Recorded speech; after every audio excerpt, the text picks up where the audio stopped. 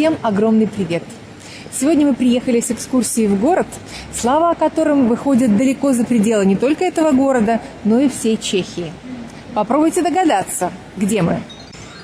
Во-первых, это город, в котором количество дам в норковых шубах и бриллиантах на 1 квадратный метр сопоставимо разве что с показом мод где-нибудь в Милане, например. Во-вторых, это город, в котором иногда количество посетивших его за год знаменитостей превышает количество постоянных жителей. И последняя подсказка. Это город, в котором нормально ходить по улицам, попивая воду из смешной кружечки с носиком. Догадались? Конечно, мы с вами в Карловых Варах.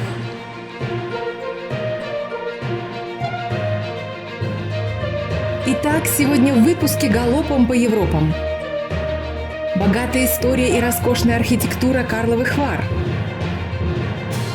Парад звездных имен и фамилий, тесно связанных с фешенебельным курортом.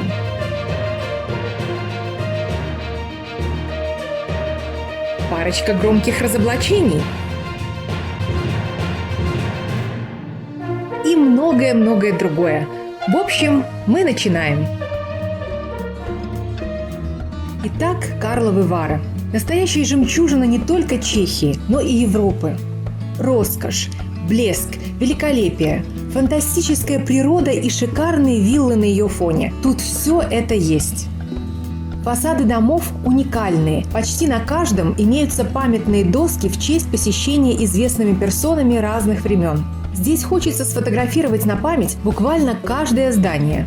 Это самый знаменитый курорт Чехии, расположенный в западной части Богемии. Здесь, в живописной горной местности, выходят на поверхность земли источники с целебной минеральной водой.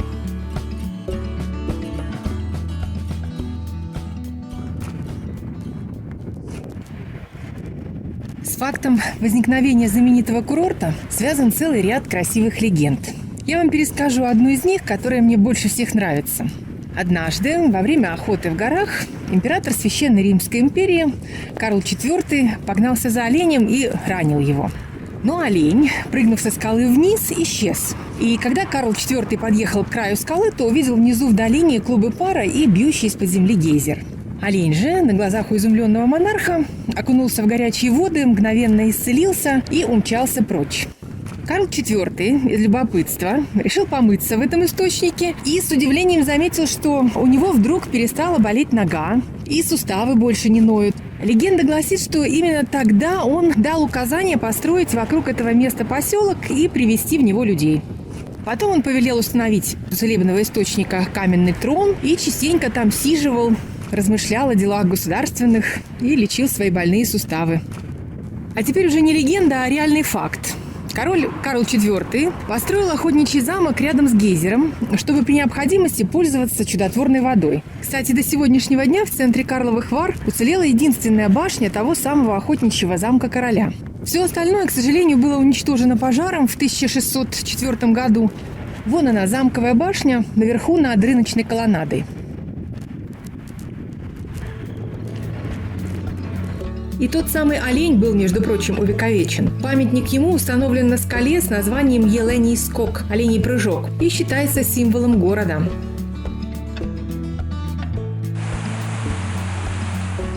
Теперь понятно, откуда такое название города? Карловы Вары. Вары в переводе с чешского означают кипяток, горячие источники. Когда чешские земли входили в состав Австро-Венгрии, Карловы Вары назывались Карлсбадом, что в переводе с немецкого означает «Карловы купальни». Король даровал своему любимому городу значительные привилегии. Здесь запрещалось носить оружие, и таким образом Карловы Вары оказались вне феодальных междоусобиц. Карл IV сумел даже договориться со Святой Инквизицией, запрещавшей, среди прочих мирских удовольствий, купание в ванне. А для минеральных ванн инквизиторы все-таки сделали исключение, ибо такие воды врачевали людей, избавляли их от многих недугов.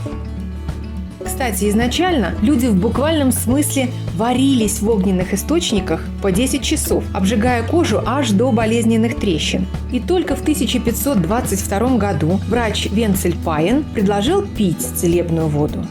Короче, средневековый доктор установил, что карловарская водичка благотворно влияет на пищеварение и решает те самые неприятные проблемы желудочно-кишечного тракта, о которых люди обычно стесняются говорить вслух. Поначалу местные эскулапы прописывали пациентам до 8 литров воды в день. Представляете? Лечить так лечить. Не каждый, я думаю, выдерживал такую мучительную процедуру. Воду предписывали принимать дома, ибо она обладает сильным мочегонным эффектом. В жарко натопленной комнате в течение 3 часов. Пациент, помимо всего прочего, обильно потел и таким образом избавлялся от болезней, очищал свой организм. И лишь в конце XVIII века уроженец Карловых Вар доктор Давид Бехер разработал свою методику приема минеральной воды, которая, собственно, и используется до сих пор. Запоминайте. Воду пьют 3 раза в день по кружке за полчаса до еды. И не дома, а прямо у источника, так как прогулки – это важнейшая составная часть лечения. В общем, в достаточно короткие сроки слава Карловарского курорта превзошла все ожидания. Туда потянулись коронованные особы со всей Европы, а потом и просто состоятельные люди. Каждого важного гостя поначалу встречали фанфарами. Но поток людей был настолько велик, что этот обычай пришлось отменить. Теперь фанфары звучат лишь раз в году, когда открывается летний сезон и мэр города выпивает символическую кружку минеральной воды. Ну что, я предлагаю пройтись по чудодейственным источникам и знаменитым колоннадам. Все источники расположены в пешеходной зоне города. Здесь запрещено передвигаться не только автотранспорту, но и велосипедистам. И, в принципе, реально можно нарваться на штраф, если прийти сюда с собакой, например. С животными проход к источникам строго воспрещен.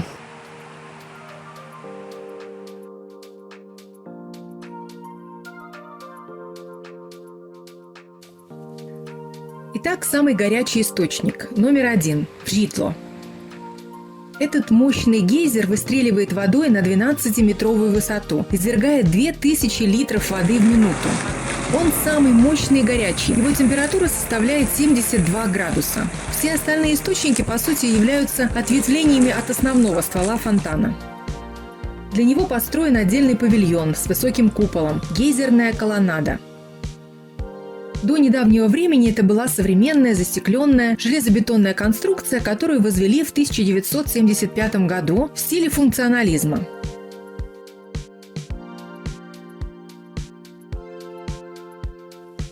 Сейчас же колоннада находится на капитальной реконструкции. Открыта только часть холла.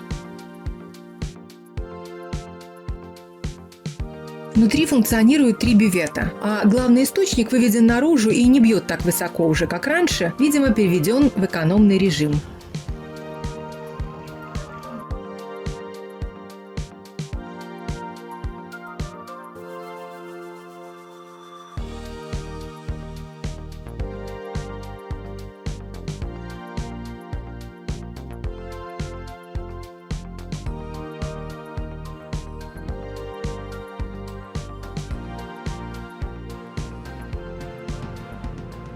Мельничная колоннада. Самая большая. Она была построена в XIX веке для комфортного проведения прогулок при любой погоде. Представьте, как неприятно было до этого нарядно одетым дамам и кавалерам из высшего света месить грязь ногами, чтобы напиться целебной водички. Вот и сделали для них такую 132-метровую колоннаду и вывели в нее сразу 5 источников. И яму оркестровую для симфонического оркестра там предусмотрели, чтобы услаждать слух гостей приятной музыкой. Сейчас, как вы видите, колоннада тоже находится на ремонте. Вообще, надо сказать, что во время карантина с резко сократившимся количеством туристов карловарцы используют по полной программе для капитальной реконструкции курортной зоны города. Так что, когда наконец эта безумная пора закончится, Карловы Вары встретят гостей уже обновленными и похорошевшими. Пока же напротив мельничной колоннады расположился симпатичный предновогодний рыночек. Вон там наверху находится терраса, по которой, кстати, до ремонта было очень приятно гулять. Посмотрите, ее балюстрада украшена 12 фигурами из песчаника, символизирующими 12 месяцев года. Один из самых популярных источников мельничной колоннады – номер 9. Он назван в честь княгини Либуше, прародительницы княжеского рода в Чехии. По легенде, эта женщина отличалась добрым нравом и сочувствовала женским страданиям. Поэтому, милые дамы, внимание! Есть поверье. Если женщина будет пить из этого источника воду, ей непременно повезет в личной жизни. Так что, как только закончится карантин, все вперед в Карловы Вары пить воду из источника номер 9. Личного счастья, как говорится, много не бывает. А вот если влюбленная пара опустит соединенные руки туда, в сам горячий источник, то молодых ждет столько счастливых лет совместной жизни, сколько секунд они выдержат руки в воде. Правда, учитывая, что температура воды в этом источнике больше 60 градусов, боюсь, что все подобные браки окажутся довольно скоротечными.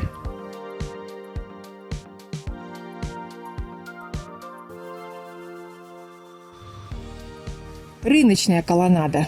Это резная деревянная постройка, возведенная в швейцарском стиле в 1882-1883 годах на месте бывшего рынка под замковой башней. Она должна была защищать источники только несколько лет. Но когда она простояла уже более 100 лет, тогда городские власти решили сохранить колоннаду и провести ее полную реконструкцию. Как говорится, самое постоянное – это временное. В колоннаду выведены 3 минеральных источника – Карла IV, Нижний Замковый и Рыночный. Кстати, говорят, что император Карл IV лечил свои больные ноги как раз здесь, у источника номер 2. Поэтому ключ и назвали его именем.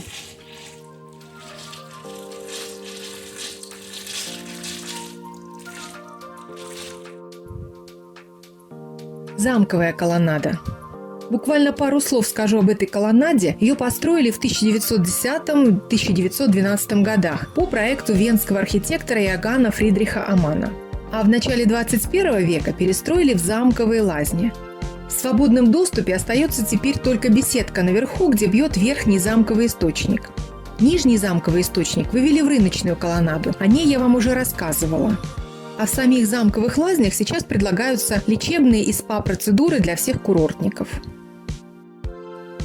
Садовая колоннада. Эта ажурная чугунная колоннада осталась от концертного ресторана «Бланинский павильон». Построена она в конце XIX века по проекту известных венских архитекторов Фельнера и Гельмера, которые, собственно, спланировали почти половину курортной зоны Карловых Вар. Сегодня здесь находится так называемый Змеиный источник. Это последний на сегодняшний день карловарский источник, который вывели в садовую колоннаду в 2001 году. Он содержит меньше минералов, чем остальные источники, но зато больше углекислого газа, поэтому по вкусу напоминает газировку. Тоже сейчас, кстати, на реконструкции.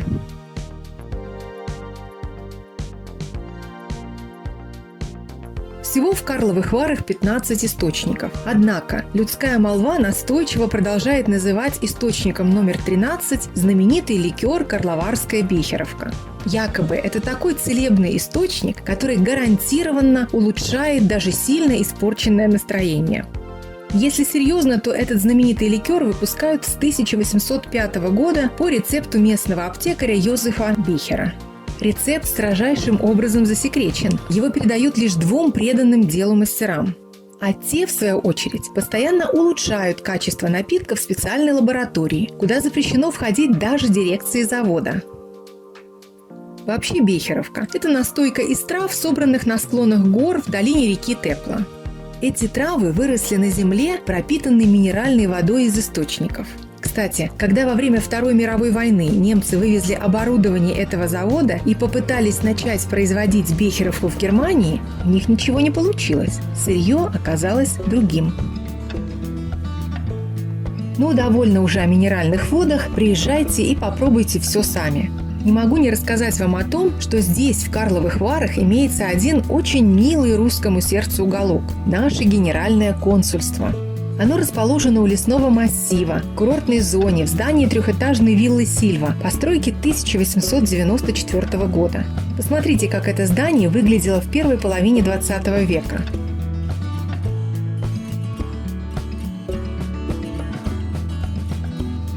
Практически напротив нашего посольства стоит памятник основоположнику небезызвестного учения Карлу Марксу. Лечиться в Карловы Вары автор теории научного коммунизма приезжал 3 года подряд. Философа мучили бессонница и больная печень. Проблемы со здоровьем усугублялись пристрастием к алкоголю, копченой рыбе и сигарам. Но на первую поездку на воды Маркса сподвигло все-таки не столько собственное здоровье, сколько проблемы в личной жизни младшей дочери, 19-летней Элеоноры. Он хотел отвлечь ее от несчастной любви. По воспоминаниям современников, отец и дочь скрупулезно выполняли все предписания врачей. А европейские аристократы, узнав о присутствии в Карловых Варах грозного теоретика коммунистического движения, напугавшего всю Европу, устремились туда, чтобы посмотреть, как он ест и пьет самым обыкновенным образом, как самый обычный человек.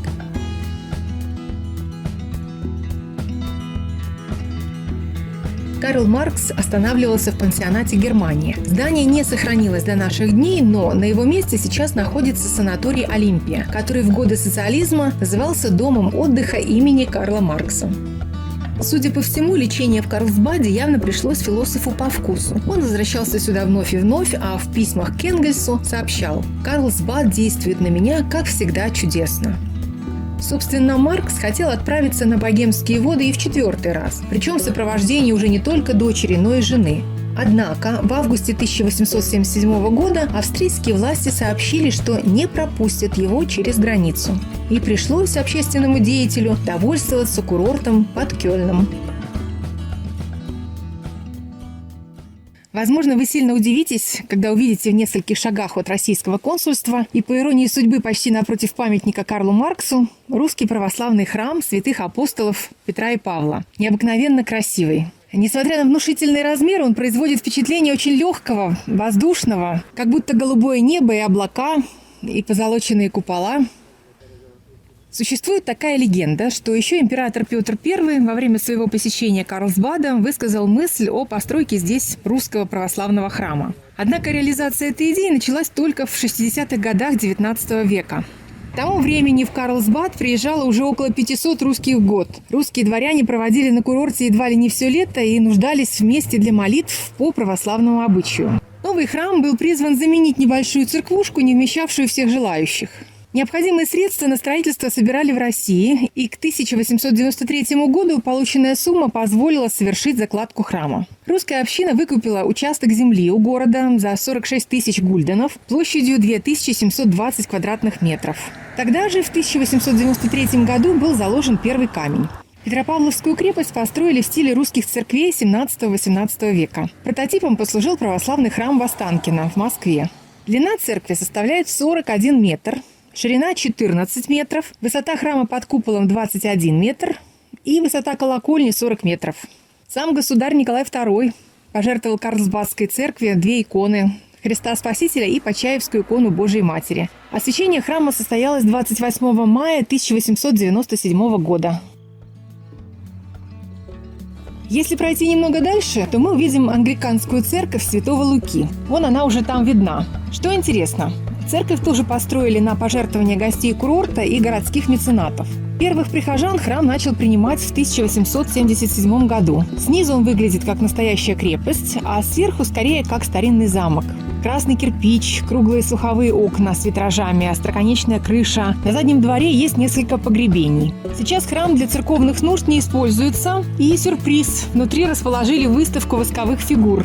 Я была там, но, на мой взгляд, скажем так, скромно. В завершение темы храмов покажу вам еще одно культовое сооружение Карловых Вар. Прямо в центре курортной зоны стоит римско-католический костел Святой Марии Магдалины. Костел является культурным памятником Чешской Республики, и стоит сказать, что на его долю выпало действительно немало испытаний. Находится он рядом с источником в Ридло. Первое здание крестоносцы построили здесь еще в конце 15 века. В XVIII веке перемен потребовали сердца горожан, и было решено перестроить костел в более крупный. И вот представьте, уже вовсю шли строительные работы, как вдруг выяснилось, что в непосредственной близости к фундаменту под землей проходит ответвление того самого минерального источника в Ридло. Работать приходилось с предельной осторожностью, потому что в любой момент гейзер мог начать извергать почти кипяток. Наконец, в 1759 году строительство было окончено, и тут в Карловых Варах случился новый, устрашающий по своему размаху пожар. Представляете? От нового прекрасного храма уцелели только алтари. И снова пришлось браться за восстановление. И только в середине XIX века костел Святой Марии Магдалины был полностью готов и открыт для прихожан. В нынешнее время его охотно посещают туристы. Здесь регулярно проходят концерты органной музыки. Ну и ремонтные работы мы обнаружили здесь тоже.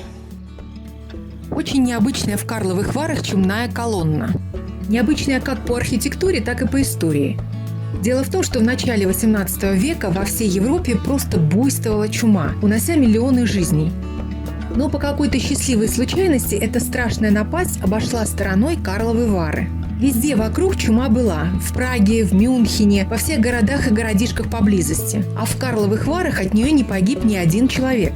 Так вот, если везде ставили чумную колонну во знаменование окончания эпидемии, то в Карловых Варах ее поставили в благодарность за то, что чумы здесь никогда не было.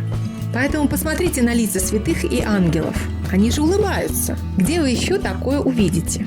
Установили колонну в 1715-1716 годах. Высота ее 9 метров. Пресвятая Троица, коронующая Деву Марию, находится наверху, на модели земного шара, вокруг которой обвивается змей первородного греха. Видите там звезду Давида? Она символизирует неразрывную связь человека с Богом. Один треугольник смотрит с неба на землю, другой – наоборот. Вот это нарядное здание прямо перед нами – это Карловарский городской театр. Очень красивый, действующий, кстати. Тут проходят концерты, фестивали, представления. Здесь можно услышать Карловарский симфонический оркестр, самый старый оркестр в Европе. И наши звезды этот театр вовсю облюбовали. До карантина здесь побывал на гастролях практически весь наш бомонд. Первый деревянный театр в Карловых Варах построили на этом месте в 1717 году. Надо сказать, что желающих окунуться в театральный мир оказалось так много, что вскоре здание перестало вмещать всех зрителей. И вот, в 1787 году во время одного из представлений произошла трагедия. Деревянный театр рухнул, погибло много людей. Тогда власти города решили выстроить новый городской театр, уже из камня.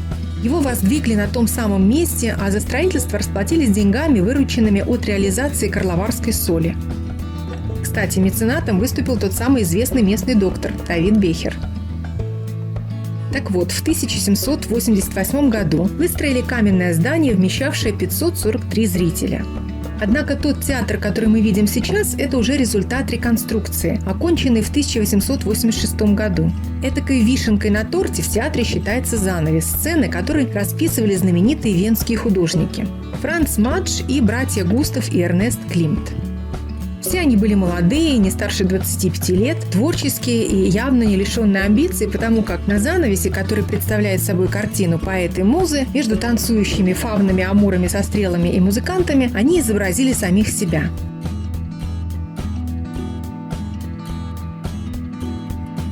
Считается, что всем выходящим на подмостки Карловарского театра занавес с музами приносит удачу, вдохновение и успех. И вот мы с вами подошли к самому, пожалуй, грандиозному и помпезному отелю Карловых Вар. Знакомьтесь, Гранд-отель Пуп, друзья мои. Его историю, наверное, можно рассказывать бесконечно, но я все же постараюсь подсократиться. Итак, дело было в далеком 1701 году. Карловарский бургомистр Антон Деймл построил на этом месте, на берегу реки Тепла, зал для проведения балов местным дворянством. Средства на строительство зала предоставил саксонский курфюрст Фридрих Август. Обслуживающий персонал для балов всегда нанимали из Лейпцига, поэтому логично, что зал со временем стали называть саксонским. Через несколько лет, в 1708 году, новый бургомистр Карловых Вар Андреас Бехер построил напротив саксонского зала конкурирующее заведение. И поскольку туда обслуживающий персонал набирали большей частью из Праги, то со временем этот зал стали называть чешским. Так и конкурировали между собой саксонские и чешские залы на протяжении многих лет. Пока в 1767 году известный местный кондитер Миттер Бахер не принял к себе на работу молодого сотрудника по имени Ян Иржи Поп. Новый кондитер оказался парень не промах. Через некоторое время он взял, да и женился на дочери хозяина, Франциске Миттербахер.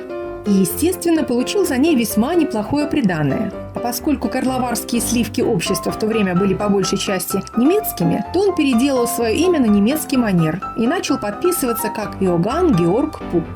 Молодожены Пуппы постепенно выкупили чешский зал и заложили основу семейного бизнеса с более чем 300-летней историей под названием Гранд-отель Пуп. Гранд-отель «Пуп» сразу же стал гордостью Карловых Вар, и вскоре в нем начали поселяться самые знаменитые гости со всего мира, для которых в отеле старательно создавали комфортные условия проживания. Представьте себе, что в 1923 году уже каждый номер был оснащен отдельным туалетом и ванной с горячей водой. В 1934 году семья Пупов покупает втиснувшийся между двумя залами отеля дом бывшего бургомистра Карловых Вар под названием «У Божьего ока». Дом был снесен, а на его месте возникла пристройка гостиницы, в которой сегодня располагается та самая легендарная кондитерская «Пуп». Так что, когда будете там баловать себя сладостями и попивать чаек, вспомните этот факт. Возможно, он поможет вам в еще большей степени насладиться моментом.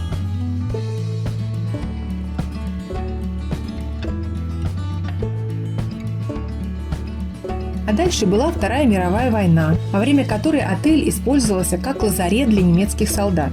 После войны отель национализировало правительство Республики Чехословакия. И династия Пупов прекратила свое существование в Карловых Варах. А теперь неожиданный факт. Знаете ли вы, что в 1951 году Гранд-отель «Пуп» был переименован в Гранд-отель «Москва» и носил это название вплоть до 1989 года, до так называемой «бархатной революции» в Чехословакии. Кстати, потомки семьи Пупов пытались после этого вернуть отель в свою собственность. Но им была предоставлена компенсация и заключено соглашение об использовании традиционного товарного знака «Гранд-отель Пуп». Вопрос решился полюбовно. Теперь бы следовало рассказать, что в связи с проводимым ежегодно знаменитым Карловарским кинофестивалем отель посетило просто неисчисляемое количество мировых знаменитостей. Вот хотя бы несколько имен для примера. Милош Форман, Роберт Редфорд, Джон Траволта, Рене Зельвегер, Ричард Гир и т.д. и т.п. Между прочим, в отеле снимали сцены из фильма о Джеймсе Бонде «Казино Рояль». Снимали фильм «Последний отпуск» с Жераром Депардье, «Кольцо» с Настасьей Кински и Майклом Йорком. И этот список далеко не полный. В общем, если хотите дружески кивнуть Антонио Бандерасу за обедом в ресторане отеля, украшенном лепниной, чешским хрусталем и сусальным золотом, или немножко посплетничать во время приема СПА-процедур в роскошном бальнео-центре отеля с Арнеллой Мути, тогда вам сюда. Можно уже прямо с завтрашнего дня начинать экономить на мороженом, например, и как в сказке, долго ли, коротко ли, но когда-нибудь накопите необходимую на отдых в отеле сумму. Итак, друзья, раз уж мы выяснили, где живут звезды мирового кино во время знаменитого кинофестиваля, то неплохо было бы выяснить, где он проходит и что это за фестиваль вообще. Вот сейчас мы именно туда и направляемся, а пока будем идти, я вам буду по дороге немного рассказывать. Ежегодный международный кинофестиваль в Чехии начали проводить с 1946 года. Сначала место проведения чередовали Карловы Вары с Марианскими лазнями. Но в 1950 году город Карловы Вары стал единственным организатором и местом проведения этого праздника кино. В конкурсной программе участвуют фильмы с целого света – из Америки, Европы, как западной, так и восточной, из России. И что интересно, в фестивале принимали участие даже фильмы из Саудовской Аравии и Северной Африки. Проводится фестиваль традиционно в знаменитом отеле «Термал». Когда я впервые приехала в Карловы Вары и увидела этот отель, у меня, честно говоря, возникло двоякое чувство. С одной стороны, «Термал» впечатлил меня своей масштабностью.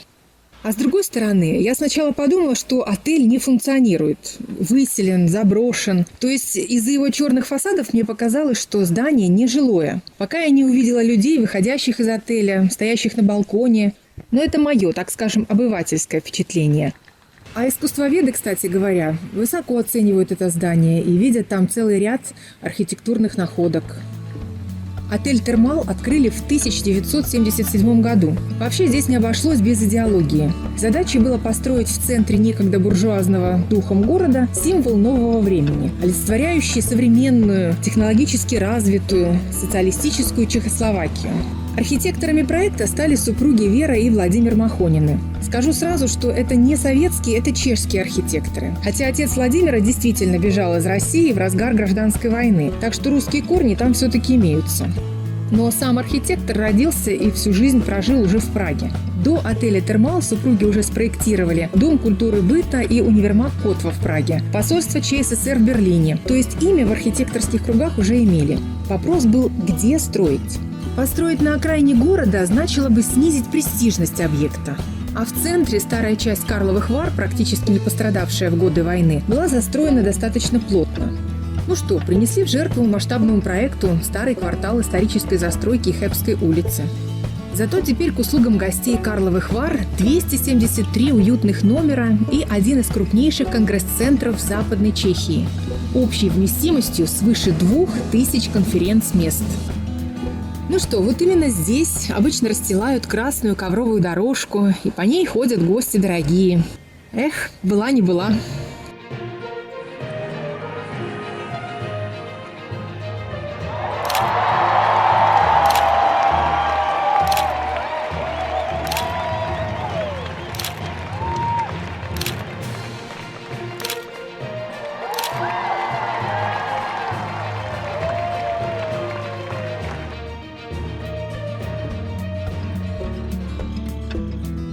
Что и говорить. Наверное, трудно найти в Чехии город-конкурент Карловых Вар по количеству посетивших его знаменитостей. А вообще значительную роль в популяризации курорта еще в середине XVIII века сыграл такой рекламный ход.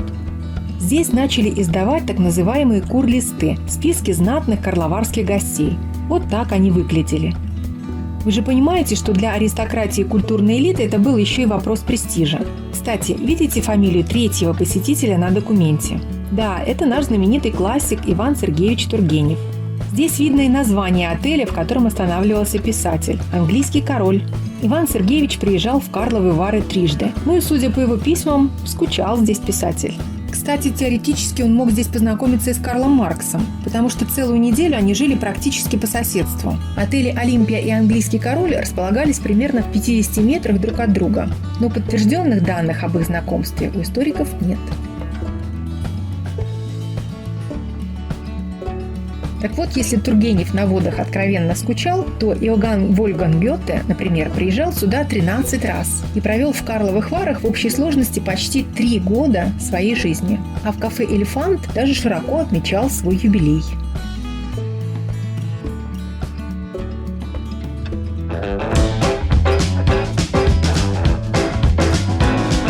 А теперь внимание! Обещанные разоблачения! Итак, уже упомянутое мною кафе «Элефант». Наши экскурсоводы обожают рассказывать о том, что именно в этом кафе снимали ту самую сцену свидания Штирлица с женой в легендарном сериале «17 мгновений весны». Название реально совпадает. Интерьер, я бы сказала, тоже похож. Но барабанная дробь и жестокая правда. Нет, нога Штирлица, а равно и актера Вячеслава Тихонова, никогда не ступала по этому кафе. Встреча Штирлица с женой снималась в павильоне киностудии имени Горького. Кстати, изначально этой сцены не было ни в книге, ни в сценарии. Но в советские годы кто-то рассказал хозяевам кафе про фильм «17 мгновений весны». Хозяева оказались креативные товарищи и тут же начали выпекать торт «Штирлиц». Он продается там и до сих пор. Теперь еще одно громкое супер-разоблачение. Напротив мельничной колоннады, на другом берегу реки, можно увидеть необычный домик. На первый взгляд, по архитектуре очень старый. Так вот, некоторые местные гиды уверяют, что над строительством этого особняка трудился сам Петр I, великий русский царь, который посетил Карловы Вары в 1711 и 1712 годах. Якобы Петр I, который никогда не боялся физической работы, увидев на улице города долгострой, засучил рукава и поучаствовал вместе с чешскими каменщиками в строительстве этого дома. На самом же деле, все в этой истории правда, кроме факта, что это тот самый дом. Нет, нет и еще раз нет. Тот реальный дом, на строительстве которого трудился наш царь, стоял напротив и, увы, не сохранился. Новый же дом является его отличной копией, воссозданной гораздо позднее по старинным чертежам. Сейчас это один из корпусов отеля «Петр», владельцы которого, кстати, с удовольствием поддерживают легенду о домике Петра I. На границе курортной и деловой частей Карловых Вар есть еще одно заслуживающее внимания здание. Это главпочтамт. Вы же понимаете, что, несмотря на небольшие размеры, город был чрезвычайно важным населенным пунктом в Австро-Венгерской империи. Начнем с того, что громадному количеству отдыхающих хотелось сообщить своим родственникам новости о себе. Также сюда приезжало много важных людей и бизнесменов, которым требовалось узнать новости о своем бизнесе или отдать подчиненным срочные распоряжения. Поэтому в 1903 году в Карловых Варах построили собственный главпочтамт. Вот он перед вами. Сегодня это исторический памятник, охраняемый государством, но при этом главпочтамт действующий. И, конечно, это настоящее архитектурное украшение города. На здании можно увидеть 8 скульптур. Нижние 4 – это просто атланты, поддерживающие балкон второго этажа. А вот верхние 4 фигуры символизируют основные в то время виды связи. Железнодорожное сообщение, корабельный транспорт, телеграф и почту. Интересно, какую скульптуру бы сегодня придумали для олицетворения мобильной связи и интернета. Да, кстати, часам на крыше здания тоже более 100 лет. И идут они все это время практически без ремонта.